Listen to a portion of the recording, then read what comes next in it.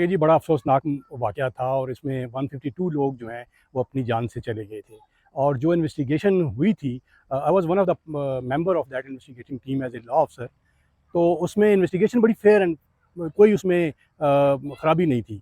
जो पायलट है, जो जिसको आप कैप्टन कहते हैं, कैप्टन जो है जब स्टार्ट लिया था इसने कराची से ही, तो उस वक़्त से ही उसने स्नबिंग करना शुरू कर दी थी जो को पायलट है, क्योंकि वो उसका जूनियर था और ऐसे क्वेश्चंस कर रहे थे उससे कि जो फ़्लाइट से कोई रिलेटेड नहीं थे।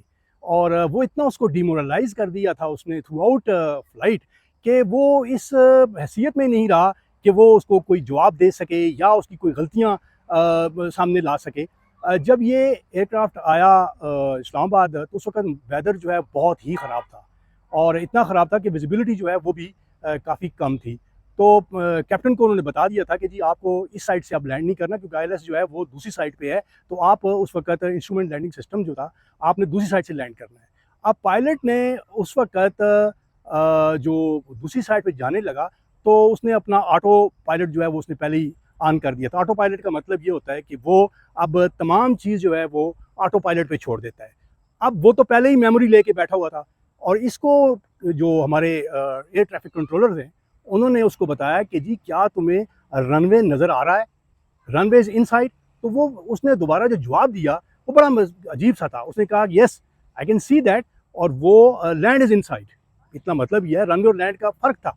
अब वो ऑटो पायलट भी उसने ऑन किया हुआ था और जब वो थोड़ा-सा बहुत आगे निकल गया तो मरगला हिल्स की तरफ आ गया, क्योंकि ऑटो पायलट ने तो वही जो कमांड उसको दी गई थी वही किया।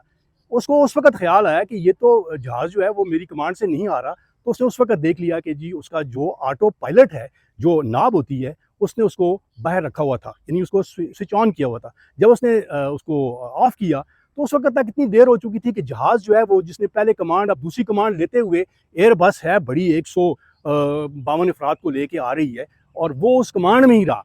अब जो सेकंड पायलट था वो इतना डीमोरलाइज़ हो चुका था कि उसने कोई बात नहीं की। उसके बाद उसको बार-बार कंप्यूटर ने बताया टेरेन अहेड, पुल। ये वो होते हैं जब आपके सामने कोई चट्टान आ जाए या आपका आगे कोई पहाड़ आ जाए।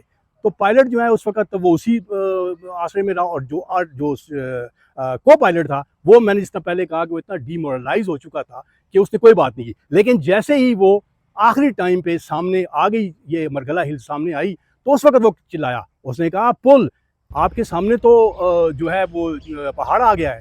उस वक़्त तक बहुत देर हो गई थी। जब पुल किया तो वो तकरीबन 1000 फीट जो है नीचे अभी रहा और ये मरगला हिल्स पे टकराया। और ये थ्रू आउट जो है ये कप्तान की ही गलती थी।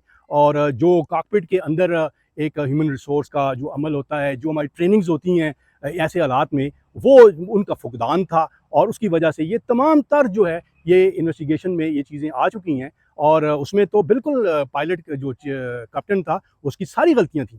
देखिए ये तो दुनिया सारी में इंसिडेंट्स हो रहे हैं और अभी जो इंटरनेशनल सिविल एविएशन ऑर्गेनाइजेशन जो मदर ऑर्गेनाइजेशन है, उसकी एक रिपोर्ट आई है कि पिछले साल यानी 2024 में तकरीबन 94 एक्सीडेंट हुए थे। इस दफ़ा 84 हुए। इसका मतलब ये है कि कम हुई है एक्सीडेंट्स की, क्योंकि ट्रेनिंग्स अच्छी हो गई हैं, जहाज़ों के अंदर नए इक्विपमेंट्स आना शुरू हो गए हैं। तो उसकी वजह से काफ़ी चीज़ें आ गई हैं और अभी भी जो है ये तेज़ी से इसकी चेंजेस ला रहे हैं, डेवलपमेंट्स ला रहे हैं, ताकि नया-नया, मिसाल के तौर पे अभी जिस तरह अभी एक एयरक्राफ्ट गिरा है K2 का कार्गो, जिसमें 5 अफराद चले गए। अब उनका ब्लैक बॉक्स नहीं मिल रहा क्योंकि वो समुंदर के अंदर चला गया है।